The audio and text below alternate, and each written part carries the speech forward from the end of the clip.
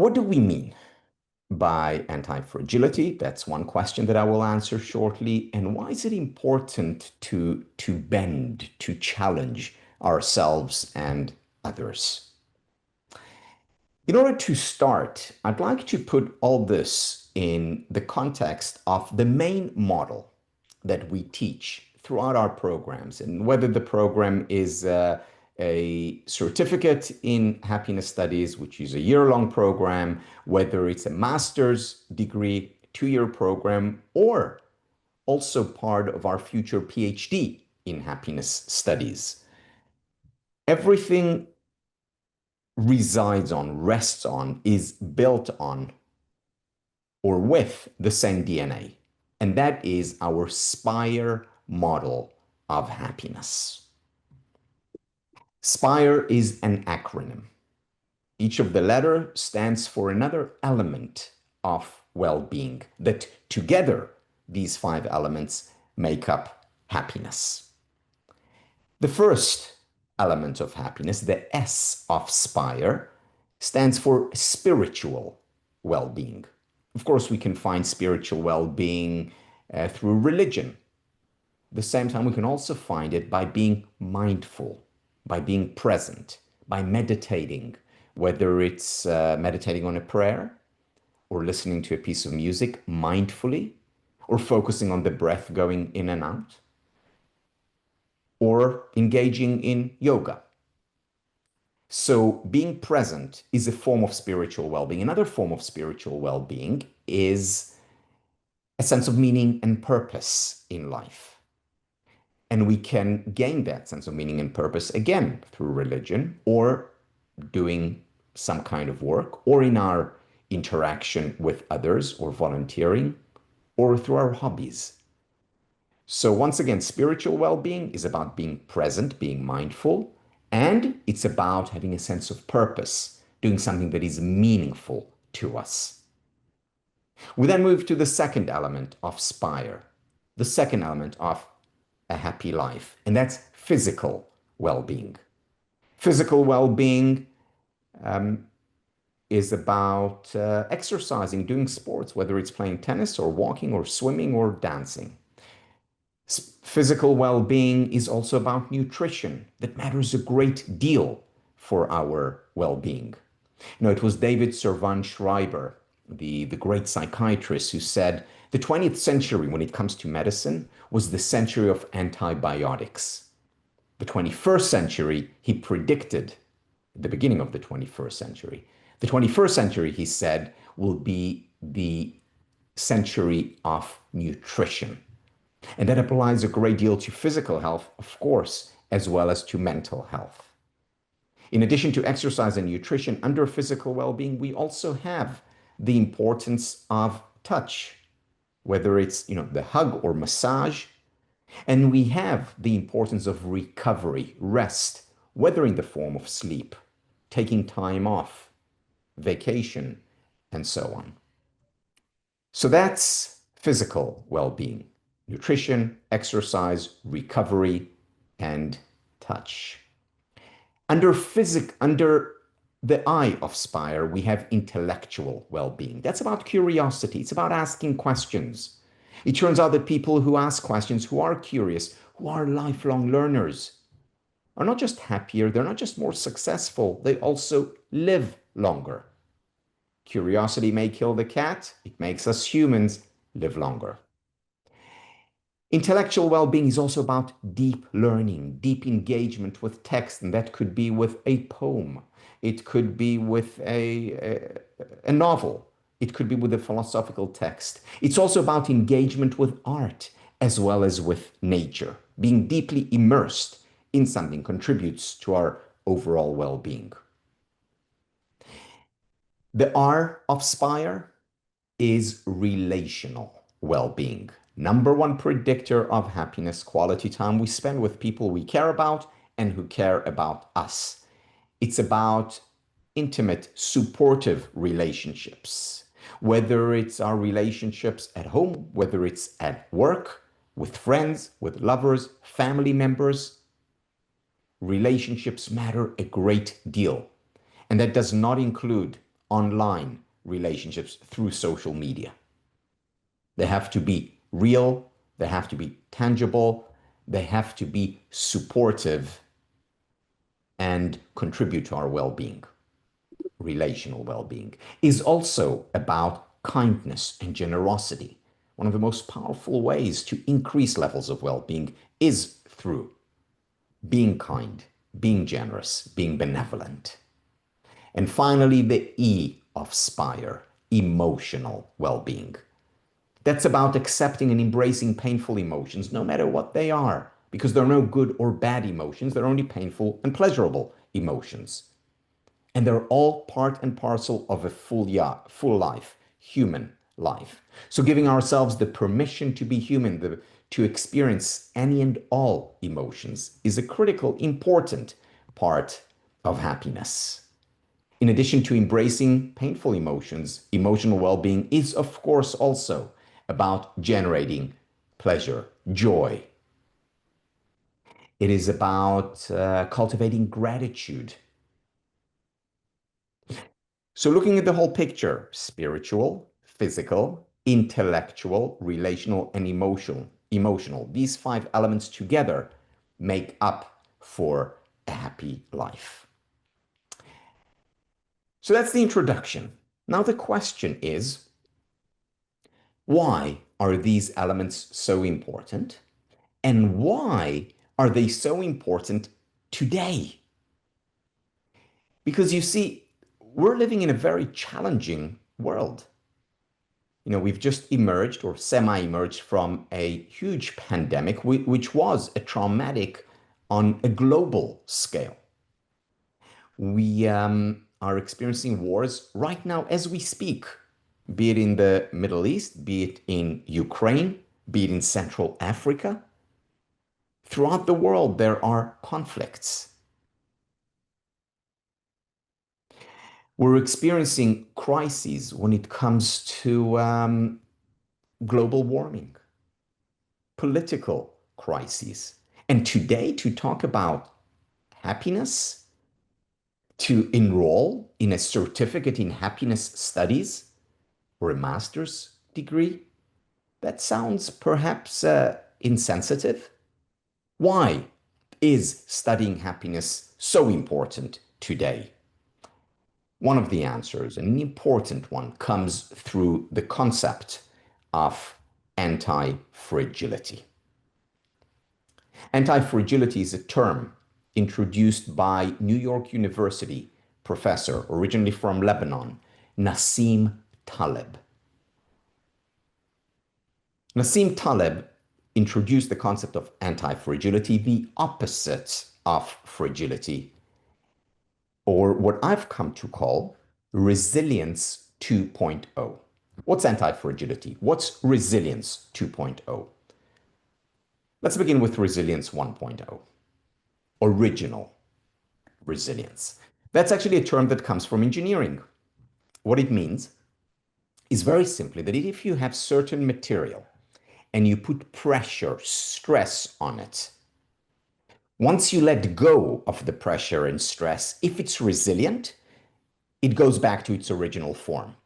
So say a piece of rubber, you squish it, put pressure on it, you let go, if it's resilient, it simply goes back to where it was before. Or you take a ball, you drop it. If it's resilient, it bounces back up to where it was before.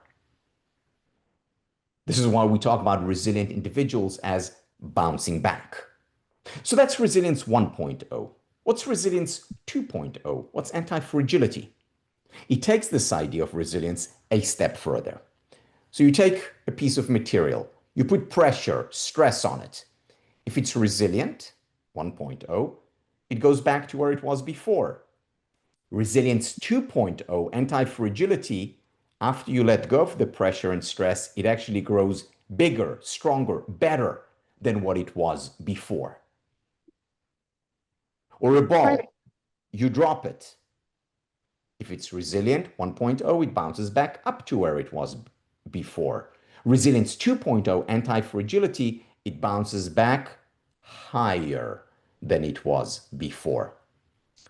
That's resilience 2.0. That's anti-fragility in a nutshell. Now, it turns out that there are anti-fragile systems within us and all around us.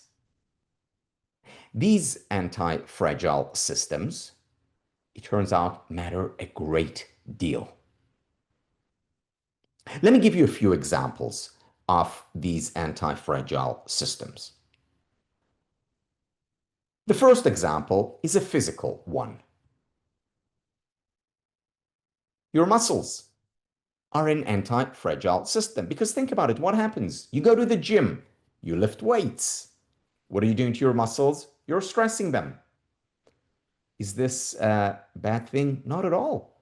Because as a result of this stress, what happens is that they actually grow stronger, bigger, healthier over time. You don't just bounce back from a session in the gym, you bounce back stronger, better, healthier. Our physiological system is potentially an anti-fragile system. Let me give you another example, this time not physiological, but rather psychological. So I'm assuming that many of you have heard of the term PTSD. PTSD stands for post-traumatic growth. Sorry, post-traumatic stress disorder. Post-traumatic stress disorder is about breaking down, being fragile as a result of trauma. You go through a very stressful, difficult, challenging experience and you break. And as a result of the trauma, very often those who experience PTSD struggle and suffer for the rest of their lives. But that's not the only outcome from stress. Potentially, it turns out, we can also grow from trauma. Two psychologists, Tedeschi and Calhoun, introduced us to the idea of PTG, or post-traumatic growth. So while PTSD, post-traumatic stress disorder, is about fragility breaking down as a result of trauma, PTG, post-traumatic growth, is growing stronger, better, healthier as a result of trauma. Post-traumatic growth is anti-fragility, resilience 2.0. Now listen to this. It turns out that post-traumatic growth is potentially twice as likely as post-traumatic stress disorder. In other words, after being challenged, even severely, even experiencing trauma, we're twice as likely to grow rather than to break down, to experience PTG, resilience 2.0, anti-fragility, rather than PTSD, a breakdown.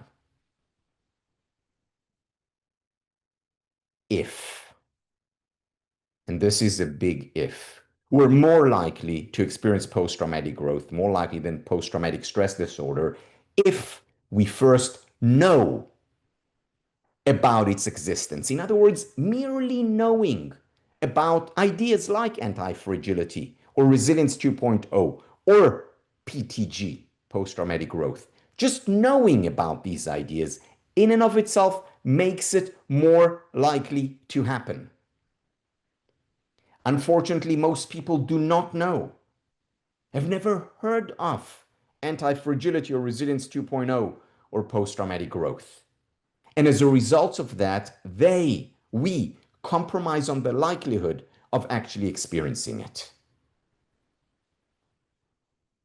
The second thing that's important, if we are to increase the likelihood of post-traumatic growth, of resilience 2.0 and of anti-fragility, is that we need to put the right conditions in place. What are the right conditions? The right conditions are the very SPIRE elements that I talked about.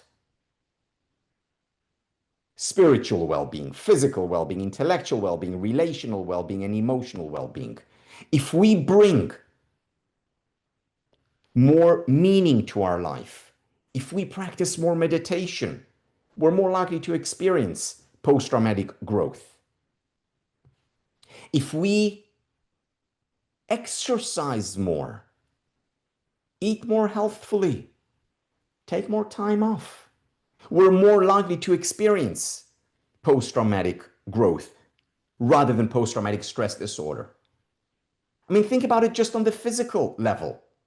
When you go to the gym and you lift weights, if you don't have time off, if you don't have recovery, you're going to get injured. So recovery is important for growing physically and psychologically. We know that people who continuously learn and grow intellectual well-being are more likely to experience post-traumatic growth, as are people who cultivate and invest in their relationships. So these are some of the right conditions. Knowing to manage our emotions, cultivating gratitude. These are all important conditions that we can put in place to experience more post-traumatic growth or anti-fragility, resilience 2.0. So first of all, we need to know about post-traumatic growth, resilience 2.0, and anti-fragility. Second, we need to put the right conditions in place through the SPIRE elements. And because of this, it's so important today, especially, to learn about the science of happiness, because it teaches us about these concepts and because it teaches us what we can do to increase the likelihood of post-traumatic growth. And finally, we need to be challenged. Without challenge, we will not experience anti-fragility. Without challenge, we will not grow. So challenge is an important part of the equation that leads to growth. The first is we need to know the importance or what anti-fragility is if we want to grow. Second, we need to know what conditions to put in place. And third, we need to be challenged. And the simplest example is the one I just gave about muscles. If you don't challenge your muscles, they are not going to grow. In fact, they're going to atrophy. You use or you lose, goes the saying. If you just lie down, do nothing all day, your muscles are going to wither and disappear. You need to go to the gym, you need to go outside and challenge them. And that's a prerequisite for growth. And this is what I want to focus on now. The importance of challenge. The importance of bending. The importance of hardships and difficulties. Not breaking, because that means going too far, but bending. And I want to illustrate this through a metaphor, an example. And the example has to do with Biosphere 2. What is Biosphere 2? Well, just like with Resilience 2.0, I started with Resilience 1.0. Let me begin with what Biosphere 1 is. Biosphere 1 is very simply Earth, our planet.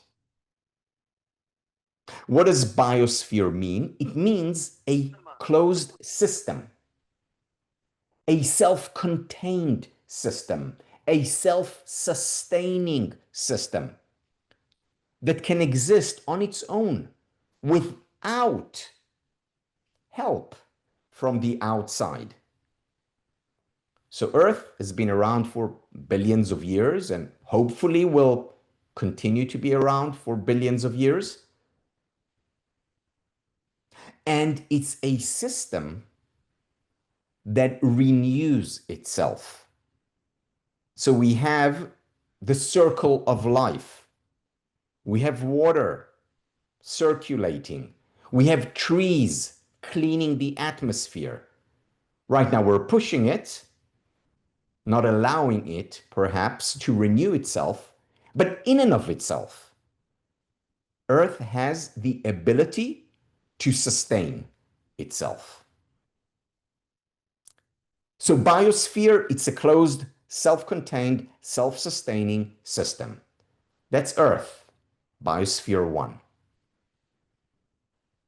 Human beings in the United States, specifically in the desert of Arizona, created biosphere 2. What is biosphere 2? It's a huge closed system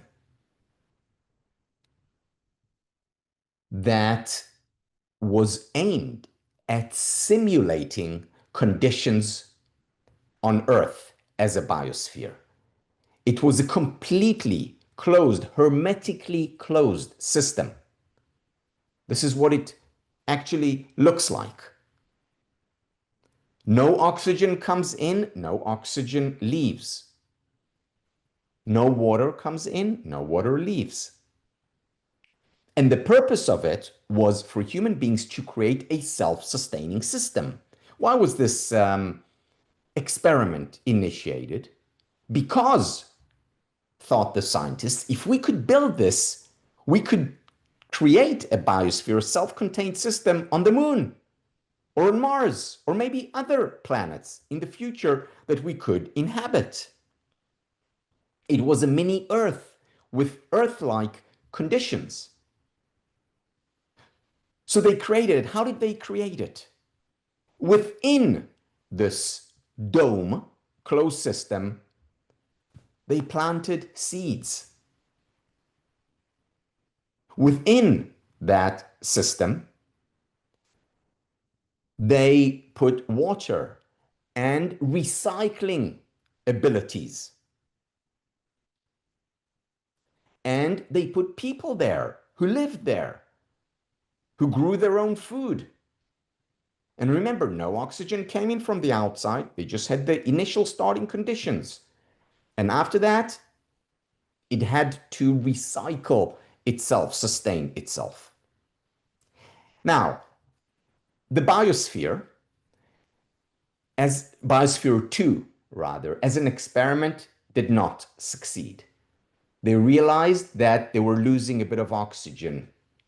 Very little all the time, but that meant that very little would accumulate, and after a while that place would become toxic, uninhabitable by humans or plants. But they learned a great deal from that experiment, and they were able to make it more and more efficient, and maybe sometime in the future, biosphere 3 or biosphere 15 will be successful, and we will be able to inhabit other planets. Maybe, maybe not. The jury's still out on that.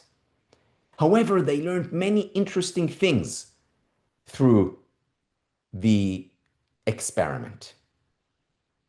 One of those things has to do with our topic today. You see, in Biosphere 2, they planted trees because a self-sustaining system needs trees to grow, to recycle the oxygen. CO2 becomes oxygen. So they planted trees and the trees grew, and you can see them on the slide. And they continued to grow. And then they grew a bit more, but then they got to a certain height. And what happened to those trees? They fell over. They broke. So they planted new trees. And those trees grew, and they grew some more, and they got to the same height. And then they fell over, broke. And then they changed the fertilizers. They watered them a little bit more and some a little bit less. And they grew and they got to the same height and they fell over. And they did not understand why. Why did those trees fall over? Why couldn't they sustain the growth? They did not understand initially, and then they did. The reason why these trees fell over was because on Biosphere 2, there was no wind. On Biosphere 2, there was no wind. In other words, the trees, from the time they got above ground, they were not challenged by the wind. They did not bend. And as a result of there being no wind, as a result of them not bending, they did not strengthen. And they were weak. And when they got to a certain height, they were not strong enough to sustain that height, and they broke. They fell over. Two things didn't develop that did develop on Biosphere 1, where there is wind. The first thing that didn't develop was deep roots. The second thing that didn't develop was a strong trunk, strong wood. And without these two elements, the trees couldn't sustain themselves, and they fell over and died. In other words, the challenge for the tree is critical for its healthy development. It needs to bend so that it doesn't break.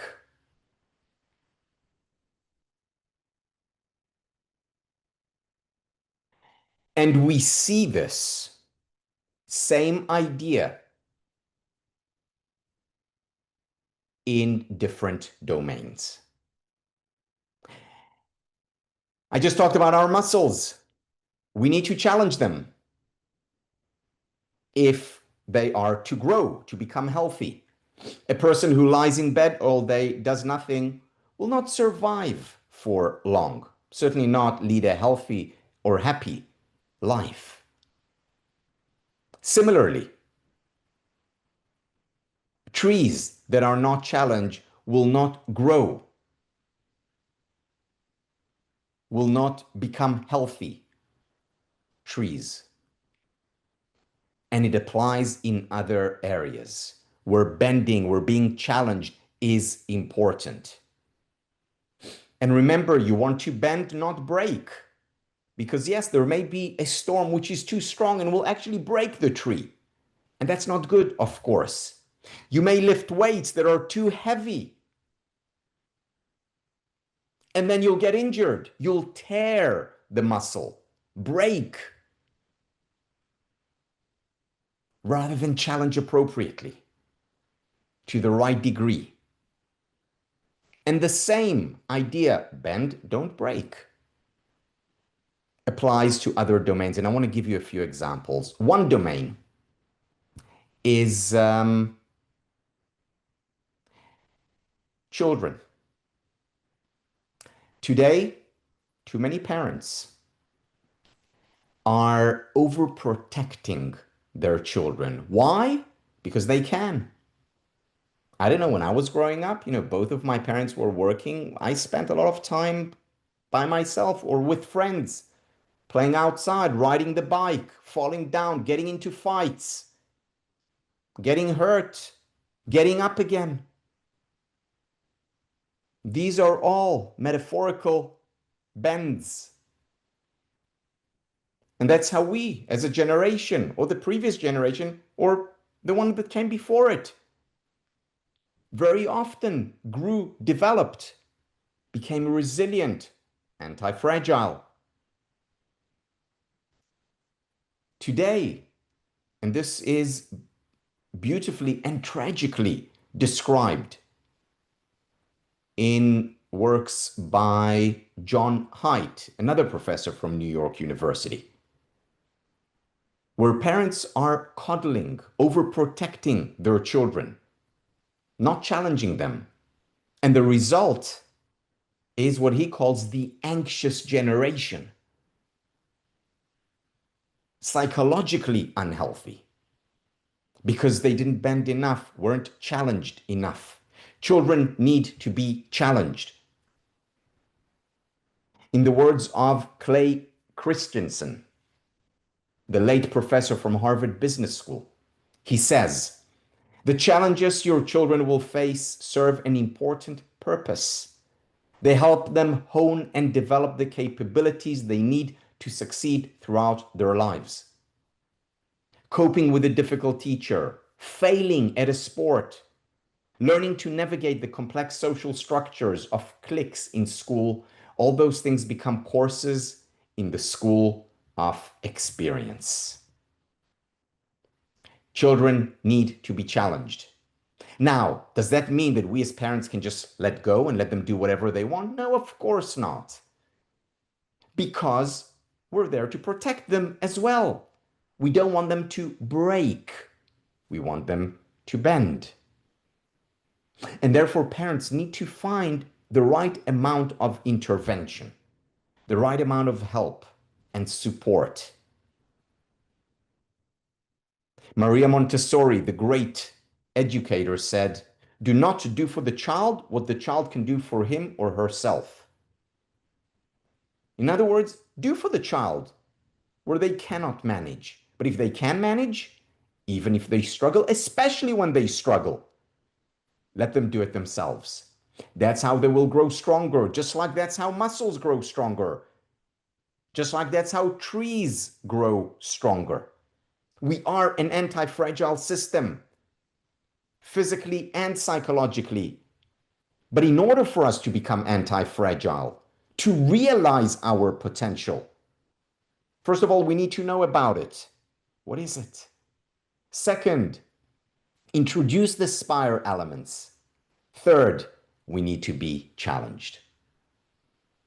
One more example, and then I'll open it up for discussion around the certificate. One more example, and that's leadership. The best leaders, says Morgan McCall, professor from the University of Southern California, best leaders today are the ones who experienced numerous challenges yesterday. The ones who struggled, whether as children, whether in their previous businesses, who failed and got up again. These are the very leaders who today are able to run their organizations effectively, their community well, who are able to help others grow. Been there, done that. They know what it feels like to bend, to struggle, to be challenged. And it's through those challenges that they themselves became stronger, more resilient, more anti-fragile, and they lead by example, and they help others do the same. Wherever you look, whether it's raising children, whether it's leadership, whether it's in relationships, the best relationships are not the ones that are free of struggle. They're the ones that bend and don't break, because relationships too are potentially anti-fragile.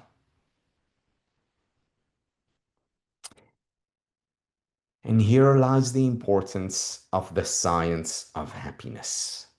It's around helping you become more anti-fragile. It's around helping you, helping your family. It's around you helping your colleagues. It's around us creating a community that is anti-fragile and that spreads these ideas, this knowledge, this potential, spreads it in our homes, in our organizations, in our nations. So I hope you join us in doing just that. For your sake, for your family, for your community, for our world.